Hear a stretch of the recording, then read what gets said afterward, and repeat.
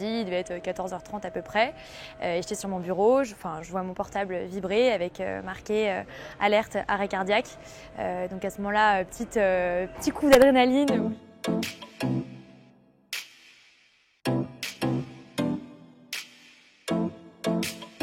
C'était quelqu'un qui était dans un bar pas très loin de mon travail. Donc j'ai pris mes jambes à mon cou et j'ai couru sans rien dire à mes collègues en partant le plus vite possible de mon bureau. D'ailleurs, j'ai rien pris, juste mon téléphone. Et sur le chemin, les pompiers m'ont appelé pour me guider jusqu'à la personne qui était en situation d'arrêt cardiaque.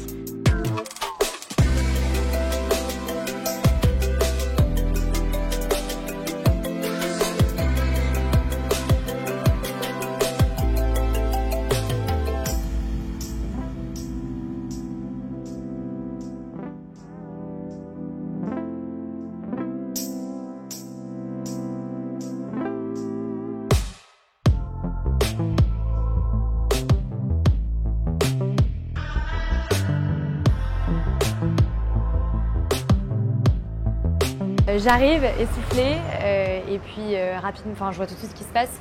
Les tables ont été poussées, écartées et il y a un homme qui gît sur le sol, inanimé. Donc c'est pas compliqué de reconnaître quelqu'un qui est en arrêt cardiaque, c'est quelqu'un qui ressemble à un mort. Donc je lui ai sauté dessus direct, j'ai dit voilà, j'ai été déclenchée par les pompiers, puisque à ce moment-là on n'a pas le temps d'expliquer qu'on a une notification sur Staying Alive, qu'on est secouriste, etc. C'est pas encore très bien connu et développé en France, même le terme de secourisme, en fait les gens ne font pas tellement confiance. Donc j'ai dit j'ai été déclenchée par les pompiers et ça met tout le monde d'accord. Tout de suite, pilote automatique, on vérifie la respiration et on exécute les gestes qu'on a appris. On vérifie la respiration et puis on masse. On masse et en fait jusqu'à ce que les pompiers arrivent, on masse de manière ininterrompue. Puis les minutes passent et les gouttes de sueur coulent parce que c'est physique de masser comme ça pendant plusieurs minutes. Les pompiers ont mis 4 à 5 minutes à se présenter après mon arrivée. Alors dit comme ça n'a pas l'air beaucoup, mais en fait c'est très physique de masser quelqu'un. C'est à la portée de tout le monde. Oui, moi je suis pas un très très grand gabarit et pourtant le monsieur faisait peut-être deux fois ma taille et 2 fois mon poids. Et voilà, on a massé jusqu'à ce que les pompiers arrivent et puis SAMU. On a eu un défibrillateur, on a fait un premier choc, un second, et puis après le monsieur est revenu à lui.